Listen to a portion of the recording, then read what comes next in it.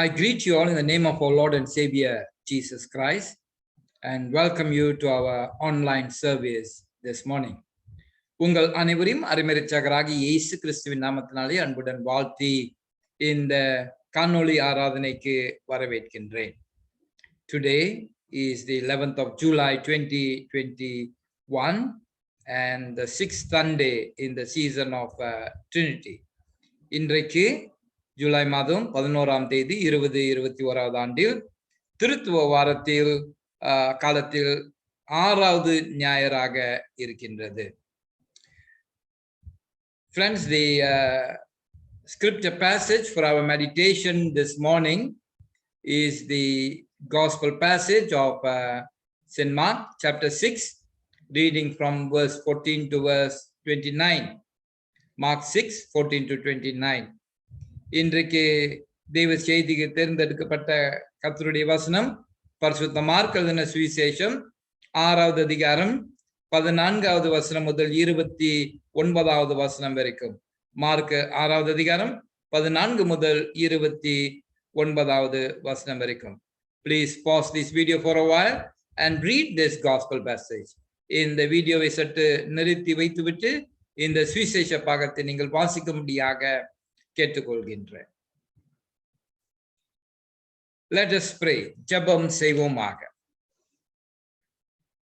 May the words of my mouth and the meditation of our hearts be pleasing and acceptable to thee, O Lord, our rock and our redeemer. Amen. அடியின் வாயின் வார்த்தைகளும் எங்களின் இருதயத்தின் தியானங்களும் உமது சமூகத்தில் பிரியமாய் இருப்பதாக எங்கள் கண்மலையும் எங்கள் மீட்புறமாகிய கர்த்தாவே. ஆமென். ஆமென். Friends, the title for my sermon to you this morning is Without Fear or Favor. Without fear or favor. இன்றைக்குரிய தெய்வ செய்தியின் தலைப்பு பயமும் பட்சபாதம் இல்லாமல். பயமும் பட்சபாதம் இல்லாமல். Friends, without fear or favor was a column in the Star newspaper which carried the thoughts of Tan Sri Dr. Tan Chi Kun. I'm sure you will know who he was and his contributions to our Malaysian politics.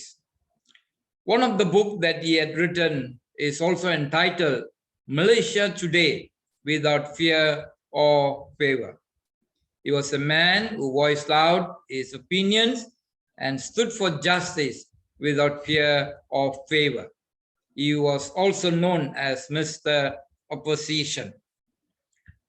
அருமையானவர்களே, இன்றைக்குரிய தெய்வ செய்தியினுடைய தலைப்பு பயமும் பட்சபாதம் இல்லாமல் என்று சொல்லுகிற இந்த தலைப்பு star news பேப்பர்லே ஒரு கோலமாக இருந்தது. அது தான் ஸ்ரீ டாக்டர் தான் சி குன் ஒவ்வொரு நாளும் எழுதும் கருத்துக்களை கொண்டதாக இருந்தது. மலேசியாவினுடைய பொலிட்டிக்ஸ் அவர் யார் என்று சொல்லி உங்களுக்கு தெரியும் என்று சொல்லி நான் நம்புகிறேன்.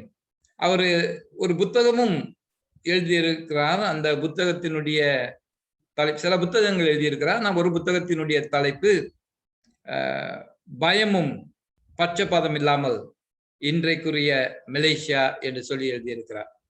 Malaysia today without fear or favour. அவர் யாருக்கும் பயப்படாமல் பட்சபாதம் இல்லாமல் தைரியமாக அவருடைய கருத்துக்களை தெரிவிக்கக்கூடியவராக இருந்தார். அநீதிக்கு அவர் எழுந்து நின்று விரோதமாக அதை கண்டித்து பேசக்கூடியவராக இருந்தார். நீதிக்காக போராடினவராக இருந்தார். எதிர்ப்பு கட்சியில் உள்ளவராக இருந்தார் என்று சொல்லி நாம் அறியக்கூடியவராக இருக்கின்றோம். I know his son Waibidato Dr. Tan Chi Kuang, who was an MP in Parti Gerakan when I served at St. James Church, KL. I also had the privilege to help out at Pusat Bantuan Sentul, where he was the chairman. Later, when I was transferred to St. Luke's Church, Teluk Intan, he became the Deputy Minister of Land Development. A man who was very helpful in also meeting the needs and problems of the church. Also like his father. அவருடைய மகனாகிய YB doctor தான்கி கோங் அவர்களையும் எனக்கு தெரியும். அவர் ஒரு எம்பியாக இருந்தார். பாட்டிக்கு ராக்கான்லே இருந்தால் நான் சென்ட் ஜேம்ஸ் சர்ச் கோலலம்பூர்ல இருக்கும்போது சென்றுள்ள பூசாட் பாந்த்வான் சென்றுள்ள உதவி செய்து கொண்டு இருக்கும்போது அவர் அந்த ஸ்தாபனத்துக்கு தலைவராகவும் இருந்தார்.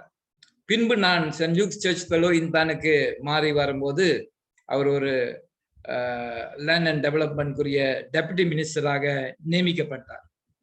நல்ல உதவி செய்கிற ஒரு மனிதன், திருச்சபையினுடைய பிரச்சனைகளுக்கும் தேவைகளுக்கும் உதவி புரிந்தவராக இருந்தார். As I read the gospel passage for today's meditation from Mark chapter 6, verse 14 to verse 29, John the Baptist was also a man without fear or favor. இன்றைக்குரிய சுவிசேஷ பாகத்தை நான் வாசிக்கும் போது மார்க் எழுதின சுவிசேஷம் 6வது அதிகாரம் 14வது வசனத்திலிருந்து 29வது வசனம் வரைக்கும் யோவான் ஸ்நானகரை குறித்து நாம் அங்கே பார்க்கிறோம். அவரை பார்க்கும்போது அவரும் பயமும் பட்சபாதம் இல்லாத ஒரு மனிதராக காணப்பட்டார். I have divided this passage into 4 sections and we will examine 4 different people here. We will look at 4 F's to understand better this passage today.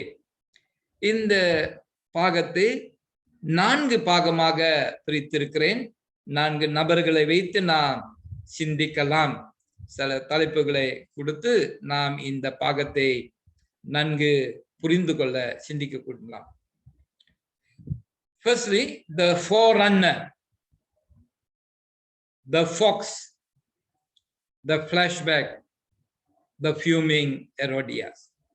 முதல் நாம் பார்ப்போம் என்றால் முன் செல்கிறவர் அல்லது பாதையை செவ்வையாக்குகிறவர், 2வது அந்த நரி, 3வது பழைய ஞாபகங்கள், 4வது கோபமும் பழி வாங்குகிற ஏரோடியாலை குறித்து நாம் பார்க்கலாம். Firstly, the forerunner. முதல்ல முன் செல்கிறவர் அல்லது பாதையை செவ்வையாக்குறவர். As I said earlier, John the Baptist was a man without fear or favor. He was the forerunner who had come to prepare the way for our Lord and Savior Jesus Christ, and also to introduce Jesus as the Lamb of God who taketh away the sins of the world. முதல்ல நான் சொன்னபடி யோவான் ஸ்நானகனும் பயமும் பட்சபாதம் இல்லாத ஒரு மனிதனாக இருந்தார். ஆண்டவருடைய வருகைக்கு பாதையை செவ்வையாக்குகிறவரும் முன் செல்கிறவராக அவர் காணப்பட்டார்.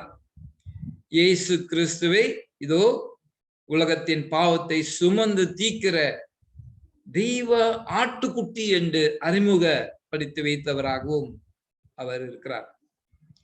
He fearlessly preached, repent for the kingdom of heaven is near.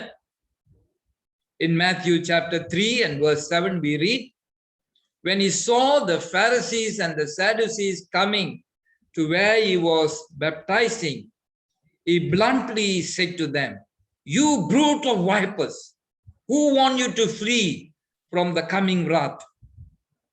Produce fruits in keeping with repentance. Do not think you can say to yourselves, we have Abraham as our father. He warned them, saying, the axe is ready at the root of the tree, which does not bear good fruits. It will be cut and thrown into fire. And he was speaking to them about Jesus. And at the same time, Jesus too came to be baptized by John. யோவான் ஸ்நானகன் ஆண்டவருக்கு பாதையை செவியாக்குறவராகவும் முன் செல்கிறவராகவும் அவர் காணப்பட்டார். இயேசு கிறிஸ்துவே லோகத்தின் பாவத்தை சுமந்திக்கிற தேவாட்டுக்குட்டி என்று சொல்லி அவர் அறிமுகப்படுத்தி வைத்தார். எந்த பயமும் இல்லாமல் தைரியமாக மனம் திரும்புங்கள், பரலோக ராஜ்யம் சமீபமாய் இருக்கிறது என்று சொல்லி பிரசங்கம் செய்தார். மத்தேயு எழுதின சுவிசேஷம் 3வது அதிகாரம் 7வது வசனத்தை நாம் வாசித்து பார்க்கும்போது, பரிசேயர்களும் சதுசேயர்களும் அவர் ஞானஸ்தானம் கொடுத்து கொண்டிருக்கிறார் என்று அறிந்து அவரிடத்தில் வரும்போது எந்த பயமும் இல்லாமல் தைரியமாக அவர்களை பார்த்து கடிந்து கொள்கிறார். விரியன் பாம்பின் குட்டிகளை வரப்போகிற கோபாக்கினையிலிருந்து தப்பித்துக் கொள்வதற்கு யார் உங்களை எச்சரித்தார் என்று சொல்லிட்டு அவர் கடிந்து கொள்கிறார். மனம் திரும்புவதற்குரிய கனிகளை கொடுங்கள் என்று சொல்லி சொன்னார். உங்களுக்கு ஆபிரகாம் பிதாவாக இருக்கிறார் என்று சொல்லி நீங்கள் சொல்லிக் கொண்டு இராதிருங்கள். கோடாலியானது மரத்தின் வேரண்டை வைக்கப்பட்டிருக்கிறது. நல்ல கனி கொடுக்காத மரம் எதுவோ எல்லாம் வெட்டுண்டு அக்னியிலே போடப்படும் என்று சொல்லி அவர்களை எச்சரித்தார். இயேசுவை குறித்து அவர் பேசிக் கொண்டிருக்கும் போது இயேசுவும் அவரிடத்தில் ஞானஸ்தானம் பெறும்படியாக வந்தார் என்று சொல்லிட்டு நம்ம அங்கே வாசிக்கலாம்.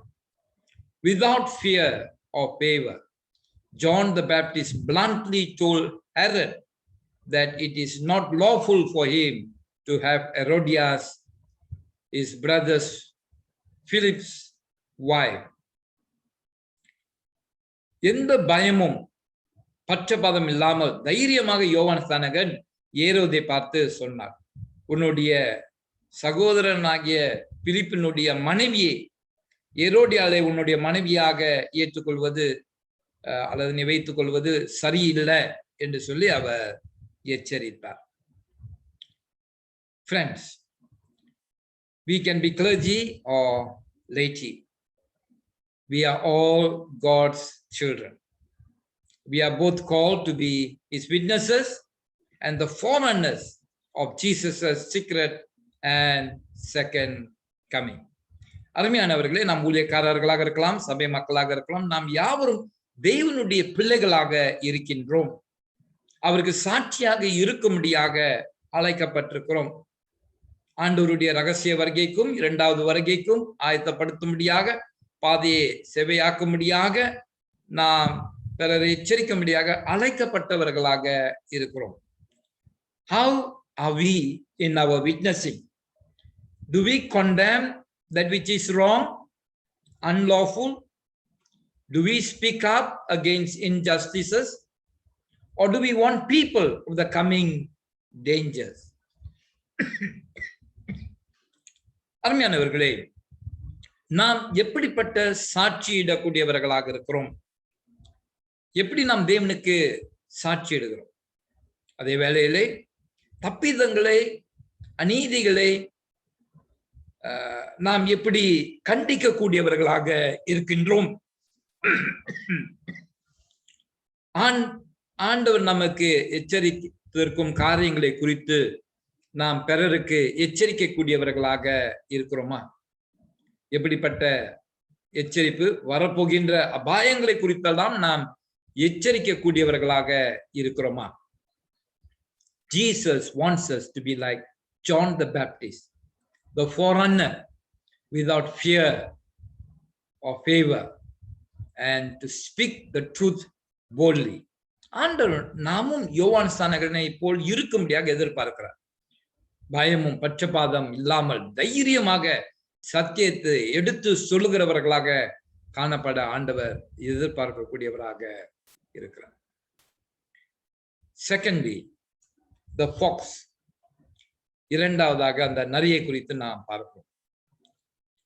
In Luke chapter 13 verse 32, Jesus told the Pharisee, go and tell that fox. I was wondering why Jesus had called Herod a fox. அருமையானவர்களே, இரண்டாவதாக அந்த நரி என்று நாம் பார்க்கும்போது லூக்கா அதன சுவிசேஷம் 13வது அதிகாரம் 32வது வசனத்துல இயேசுவாமி பரிசேயரிடத்தில் சொல்லக்கூடியவராக இருக்கிறார். போய் அந்த நரியின் இடத்தில் சொல்லுங்கள். அப்ப நான் சிந்திக்க ஆரம்பிச்சேன், ஏன் இயேசுவாமி ஏரோதே நரி என்று சொல்லி சொல்லுகிறார், அந்த நரி என்று சொல்லி சொல்லுகிறார். Friends, when Jesus was born, it was Herod the Great in power at the time, and he was the one who slaughtered the innocent children. அருமையானவர்களே, இயேசுனுடைய பிறப்பிலே பிரதான ஏரோது ராஜா பணிபுரிந்து கொண்டிருந்தார். அவர்தான் இயேசுனுடைய பிறப்பிலே குற்றமற்ற குழந்தைகள், பிள்ளைகளை கொலை செய்தவராக இருந்தார். The Herod that Jesus is calling fox is Herod Antipas, the one who ordered the execution of John the Baptist, who was the son. This Herod was the son of Herod the Great. நரி என்று சொல்லி இயேசு அழைக்கும் இந்த ஏரோதை நாம் பார்ப்போம் என்றால், இவர் அந்த பிரதான ஏரோதினுடைய மகனாகிய ஏரோட் அந்திபாஸாக இருந்தார். இவர் தான் யோவான் ஸ்நானகனுக்கு தலை துண்டிக்க தீர்ப்பளித்தவராக இருந்தார். A fox is an unclean animal in the Israelite holiness code. So to call a person a fox is due to the ungodly, unclean, unrighteous, and wicked life of that person. நரி என்றப்பட்ட மிருகம் இஸ்ரேலர்களுடைய சட்டங்களை பார்க்கும்போது அல்லது யூத ஜனங்களுடைய சட்டங்களை பார்க்கும்போது அது ஒரு அசுத்த மிருகமாக காணப்பட்டது. அப்ப ஒரு நபரை பார்த்து நரி என்று சொல்லும் போது அவனும் அவபக்திக்குரியவனாகவும் அசுத்தக்காரனாகவும் அநீதிக்காரனாகவும் துன்மார்க்க ஜீவித்தவனாக காணப்படுவான். அப்படிப்பட்ட அருவருப்பு தான் நரி என்ற மிருகம். To please the Roman rulers, Herod Antipas built a new capital city and named it Tiberias. He built it on top of a Jewish cemetery. It was an abomination to the Jews. No pious Jews ever entered it, and it was exclusively occupied by the Greeks and the Romans. அருமையானவர்களே, ரோம அதிகாரிகளை பிரியப்படுத்தும்படியாக இந்த ஏரோட் அந்திபாஸ் அவர்கள் ஒரு பட்டணத்தை எழுப்பினார். அதற்கு திபெரியஸ் என்று சொல்லியும் பெயரிட்டார். இது ஒரு யூத கல்லற தோட்டத்திற்கு மேல இந்த பட்டணத்தை அவர் கட்டினவராக இருந்தார். இது யூதர்களுக்கு அருவருப்பாக இருந்தது. பயபக்தி உள்ள யூதர்கள் அதுக்குள்ள பிரவேசிக்கவில்லை. முழுவதுமாக கிரேக்கர்களும் ரோமர்களுமே இதை உபயோகித்தவர்களாக இருந்தார்கள். He had also divorced his first wife in order to marry Herodias, the wife of his half-brother, who was also the daughter of another half-brother, Aristobulus. இவர் தன்னுடைய முதல் மனைவியை விவாகரத்து செய்துவிட்டு தன்னுடைய பாதி சகோதரராகிய பிலிப்பினுடைய மனைவி இன்னும் தன்னுடைய இன்னொரு பாதி சகோதரனுடைய மகளாக காணப்பட்ட இந்த ஏரோடியாலை திருமணம் செய்து கொண்டார். So she is a niece as well as a sister in law. அதனால் நாம் பார்க்கும்போது அவள் ஒரு மருமகளாக இருந்தார். A niece and a sister in lawவாக இருந்தார். Allowing a stepdaughter to dance in such a manner was also not acceptable to Jewish culture. யூத கலாச்சாரத்தின்படி மகளை அவிதமாக நடனமாட விட்டதும் அவர்கள் ஏற்றுக்கொள்ள முடியாத ஒரு காரியமாக இருந்தது. On the whole, he was an unrighteous man and had many transgressions. முழுவதுமாக பார்க்கும்போது அவர் ஒரு அநீதிக்குரிய மனிதராகவும் அநேக மீறுதல்களை செய்தவராக காணப்பட்டார். Though warned by John the Baptist yet he did not repent. யோவான் ஸ்நானகர் அவரை எச்சரித்த போதும் அவர் மனம் திரும்பாதவராக இருந்தார், மனம் திரும்பவில்லை. Friends, again as clergy and laity, have we renounced evil and repented of our sins when the word of God convicts us? அருமையானவர்களே, நாம் ஊழியக்காரர்களாக இருக்கலாம், சபை மக்களாக இருக்கலாம். கர்த்தருடைய வார்த்தைகள் நம்மை கண்டிக்கும் போது நாம் தீமையை வெறுத்து விட்டோமா? பாவத்திலிருந்து மனம் திரும்பி விட்டோமா? Have we rid ourselves of all the filth of sin and received the cleansing and forgiveness that Jesus offers us? நாம் நம்மளுடைய எல்லா விதமான பாவ அசுத்தங்களிலிருந்து விடுதலையாக்கி சுத்திகரிக்கப்பட்டவர்களாகவும் இயேசு கொடுக்கும் பாவ மன்னிப்பை பெற்றவர்களாக இருக்கிறோமா என்று நம்மை ஆராய்ந்து பார்க்கிறோம். Let us not be a fox, but let us be a sheep that follows Jesus, the good shepherd, closely. நாம் நிறைய போல் அல்ல, ஆனால் நல்ல மேய்ப்பனாகிய இயேசுவை நெருங்கி கிட்ட பின் சென்று வருகிற நல்ல ஆட்டுக்குட்டியாக நாம் காணப்படுவோம். Thirdly, the flashback. மூன்றாவதாக பழைய ஞாபகங்கள். Friends, I call my third point as flashback because when Herod heard about the fame of Jesus and the miraculous power that had worked, he thought John the Baptist had been raised from the dead. அருமையானவர்களே, இந்த மூன்றாவது குறிப்புக்கு பழைய ஞாபகங்கள் என்று சொல்லி நான் போட்டிருக்கிறேன். ஏனென்றால் ஏரோது இயேசுவை குறித்து கேள்விப்படும் போதும் அவர் செய்த அற்புதங்களை குறித்து அவர் கேள்விப்படும் போதும் யோவான் ஸ்நானகன் மறுபடியும் மரித்தோரிலிருந்து உயிரோடு கூட வந்து விட்டார் என்று சொல்லி அவர் எண்ணினார். So from verse 17 to verse 29 we see a flashback of what had happened. 17வது வசனத்திலிருந்து 29வது வசனம் வரைக்கும் நாம் வாசித்து பார்க்கும்போது பழைய ஞாபகங்களே அங்கே அவர் ஞாபகப்படுத்திக் கொள்கிறதை நாம் பார்க்கலாம். Now I want to look at the third person involved in this scene, the little girl, the daughter of Herodias, who is Salome according to Josephus the historian. நான் இந்த சூழ்நிலையில் உள்ள மூன்றாவது நபர் குறித்து சிந்திக்க விரும்புகிறேன். அந்த சிறுபெண், அவள் ஏரோடியாளுடைய மகளாக இருந்தால், ஜோசபஸ் என்ற சரித்திரக்காரர் அவர் பேர் சலோமி என்று சொல்லிட்டு சரித்திரத்துல அவர் எழுதியிருக்கிறார். She was a shameless girl who had danced not only before Herod but also in the presence of Herod's guests as well. A dance pleased and influenced her viewers, especially Herod, who had promised to reward her with anything she asked, even to half of his kingdom. And this led to the death of John the Baptist. இந்த சலோமி என்ற சிறு பெண்ணை பார்க்கும்போது அவள் ஒரு வெட்கமற்ற மகளாக காணப்பட்டாள். ஏரோதுக்கு முன்பாக மட்டுமல்ல, ஏரோதனுடைய விருந்தாளிகளுக்கு முன்பும் அவள் நடனம் ஆடினவளாக இருந்தார். அவளுடைய நடனம் பிறரை கவர்ச்சித்தது. விசேஷமாக ஏரோதனுடைய விருந்தாளிகளையும் ஏரோத அதிகமாக அது கவர்ச்சதாக இருந்தது.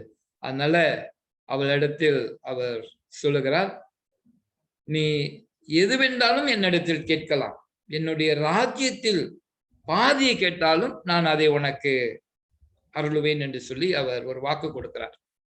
இது யோவான் ஸ்நானகனுடைய மரணத்திற்கு காரணமாக இருந்தது. Friends, again as clergy and laity, let us examine ourselves. How is our life influencing others? Does it have a good influence or does it have a bad influence? அருமையானவர்களே, ஊழியக்காரர்களாகவும் சபை மக்களாகிய நாம் நம்மை நன்கு ஆராய்ந்து பார்க்க வேண்டியதாக இருக்கின்றது. நம்மளுடைய ஜீவியம், நம்முடைய வாழ்க்கை பிறரை எப்படி கவர்ச்சிக்க கூடியதாக இருக்கிறது. நமக்கு ஒரு நல்ல கவர்ச்சிப்பு இருக்கிறதா, அல்லது நம்மளுடைய கவர்ச்சிப்பு தப்பாக இருக்கிறதா, கெட்டதாக இருக்கிறதா? Will our influence cause others to stumble and fall, backslide, and even endure spiritual death? We have only 2 eyes to see, but many eyes are watching us. Friends, let us have good influence and be like the salt and the light that Jesus wants us to be. அருமையானவர்களே, நம்மளுடைய கவர்ச்சிப்பு பிறரை இடறி விழ வைக்கின்றதா, பின்வாங்கி ஒரு ஆவிக்குரிய மரணத்தை அடைய வைக்கின்றதா? நமக்கு 2 கண்கள் மட்டுமே இருக்கின்றது. ஆனால் அநேக கண்கள் நம்மை பார்த்து கொண்டு இருக்கிறது. இயேசுவாமி சொன்னது போல, அந்த உப்பை போலவும் ஒளியை போலவும் நல்ல கவர்ச்சிப்பு உடையவர்களாக நாம் வாழ்ந்து பிறரை கவர்ச்சிப்போமாக. Fourthly and finally, the fuming Herodias. 4வதாக கோபமும் பழி வாங்குகிற எரோடியாலை நாம் சற்று சிந்திப்போமாக. Herodias was fuming with anger and was waiting for a chance to kill John the Baptist. Verse 19 tells us that she was a vengeful woman. ஏரோடியாலை நாம் பார்ப்போமாக, அதிக கோபமும் பழி வாங்குகிற தன்மை உடையவளாக காணப்பட்டார். எப்போது யோவான் ஸ்நானகனை கொலை செய்யலாம் என்று சொல்லி அவர் காத்து கொண்டிருந்தார். 19வது வசனத்தை நாம் வாசிக்கும் போது பழி வாங்குகிறவளாக அவர் காணப்பட்டார். She prompted Herod to imprison John, and now she prompted her daughter to ask for the head of John the Baptist. முதல்ல நம்ம பார்க்கிறோம், யோவான் ஸ்நானகன் சிறையில் போட அவள் ஏரோதை தூண்டினால் காரணமாக இருந்தார். இப்போது தன்னுடைய மகளின் மூலமாக யோவான் ஸ்நானகனுடைய தலையை தட்டு கேட்டு அவருடைய மரணத்திற்கும் அவர் காரணமாக இருக்கின்றார். Instead of repenting, she was harboring revenge. மனம் திரும்புவதற்கு பதிலாக மனதில் பழி வாங்குகிறவளாக அவள் காணப்பட்டார். Friends, vengeance leads to desperate measures. It destroys relationships. It destroys families. It destroys friends and friendship. It destroys our relationship with associates and colleagues, which is why we are commanded to leave vengeance to God, according to Romans chapter 12, verse 17 to 19. அருமையானவர்களே, இந்த பழி வாங்குகிற தன்மை தப்பிதமான காரியங்களை செய்ய நம்மை தூண்டக்கூடியதாக இருக்கும். அது உறவுகளை அழித்து விடக்கூடியதாக இருக்கின்றது. குடும்பங்கள், நண்பர்கள், நம்மோடு கூட உடன் வேலை செய்கிறவர்களுடைய உறவுகளை அது அழிக்கக்கூடியதாக இருக்கிறது. அதனால தான் ரோமர் 12, 17, 19 வசனங்களை நாம் வாசிக்கும் போது பழி வாங்குறதை நாம் கடவுள் இடத்துல விட்டுவிடும்படியாக அவர் பவுலின் மூலமாக நமக்கு சொல்லக்கூடியவராக இருக்கிறார். Friends, again as clergy and laity, are we angry with someone for something that they have said against us?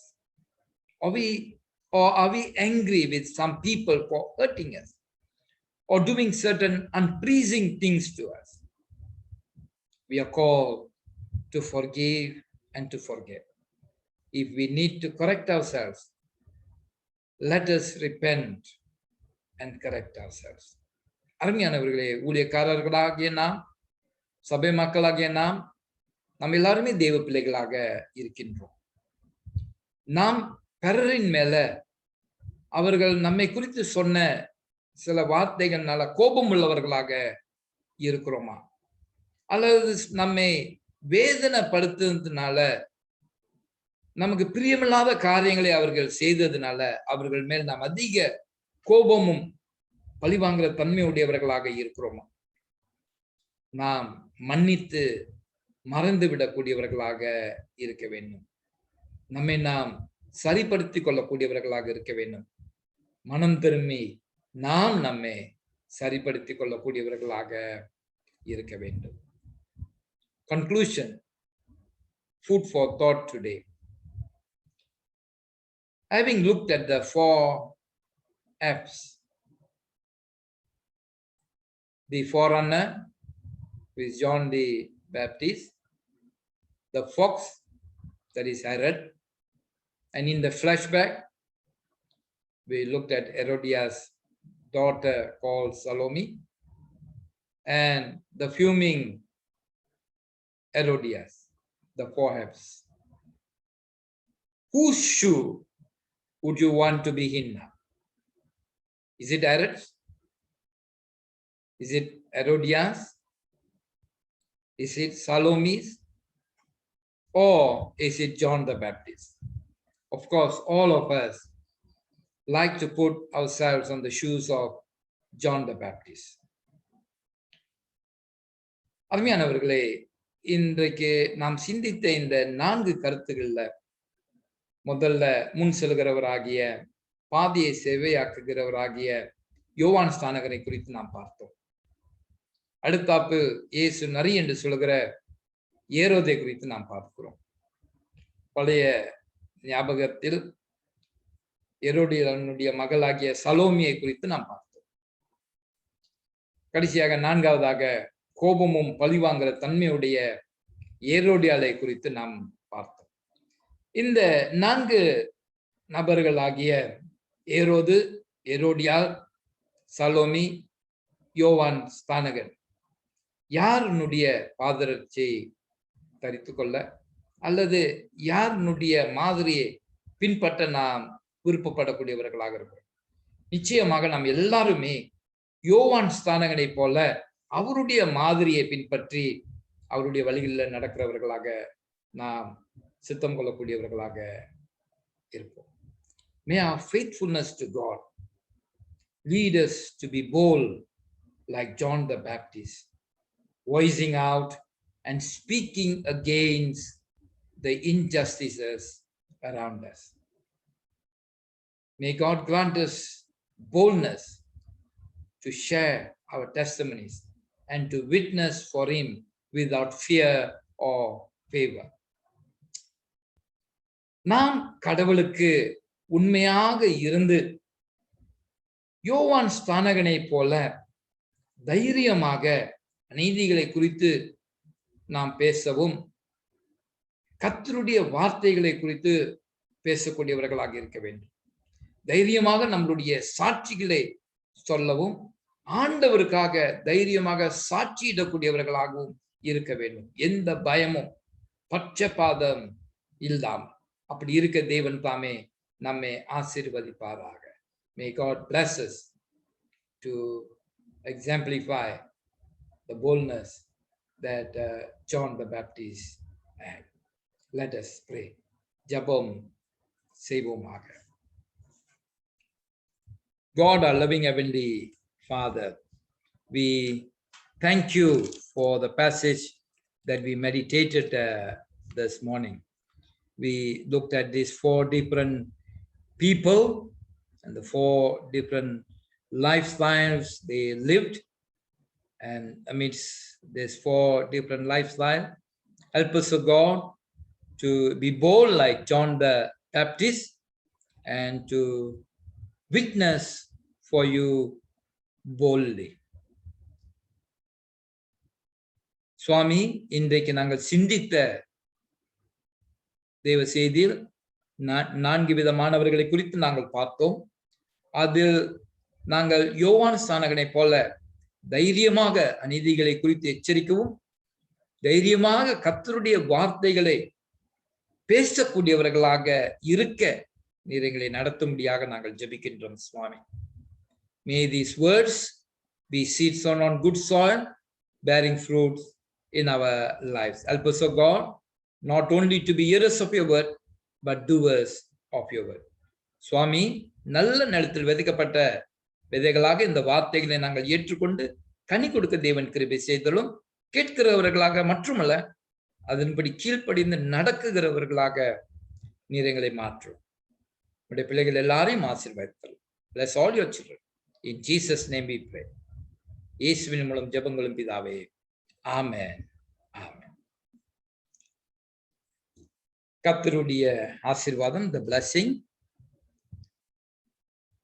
May the blessing of God Almighty, the Father, the Son, and the Holy Spirit bless, preserve, and keep you and your loved ones, the church and its ministry, now and forevermore. Amen. எல்லா புத்திக்கும் மேலான தெய்வ சமாதானம் உங்களோடு இருந்து உங்களையும் உங்கள் அன்பானவர்களையும் திருச்சபையும் அதன் ஊழியத்தையும் ஆசீர்வதித்து பாதுகாத்து வழி நடத்துவாராக. பிதா, குமாரன், பரிசுத்தாவின் நாமத்தினாலே. ஆமென். Praise the Lord, O my soul, all my inmost being, praise his holy name. Praise the Lord, O my soul, and forget not all his benefits. என் ஆத்துமாவே கர்த்தரை ஸ்தோத்திரி, என் முழு உள்ளமே அவருடைய பரிசுத்த நாமத்தை ஸ்தோத்திரி. என் ஆத்துமாவே கர்த்தரை ஸ்தோத்திரி, அவர் செய்த சகல உபகாரங்களையும் மறவாதே. ஆமென். ஆமென். Friends, a very good morning to all of you. அன்மையானவர்களே, உங்கள் அனைவரையும் இயேசு கிறிஸ்துவின் நாமத்தினாலே மறுபடியும் வாழ்த்துகிறேன். Thank you for joining us in this online service. இந்த காணொளி ஆராதனையிலே நீங்கள் கலந்து கொண்டதற்காக நன்றியை தெரிவித்துக் கொள்கின்றேன். Kindly do remember the church in your prayers and do support the church with your finances. திருச்சபை ஜெபத்திலே தாங்கும்படியாக கேட்டுக்கொள்கின்றேன். திருச்சபையினுடைய ஊழியத்திற்காகவும் உங்களுடைய பொருளாதாரத்தினால உதவி செய்யும்படியாக கேட்டுக்கொள்கின்றேன். Stay home, stay safe, and pray always. Follow the SOPs because prevention is better than cure. அருமையானவர்களே, வீட்டிலே இருங்கள், பத்திரமாக இருங்கள், எப்போதும் ஜெபம் பண்ணுகிறவர்களாக இருங்கள். SOP எல்லாம் பத்திரமாக கைக்கொள்ளும்படியாக கேட்டுக்கொள்கின்றேன். God bless you all. Have a blessed Sunday and a blessed and victorious week again ahead of you. கர்த்தர் தாமே உங்கள் அனைவரையும் ஆசீர்வதித்து ஒரு நல்ல வெற்றிகரமான ஆசீர்வாதமான வாரத்தை உங்களுக்கு அருள்வாராக. God bless all of you. The Lord be with you. கர்த்தர் உங்களோடு கூட இருப்பாராக. Let us go in peace to love and serve the Lord. சமாதானத்துடன் சென்று அன்புடனே ஆண்டவரை நாம் சேவிப்போமாக. In the name of Christ our Lord. கிறிஸ்துவின் நாமத்தினாலே. Amen. God bless and protect all of you.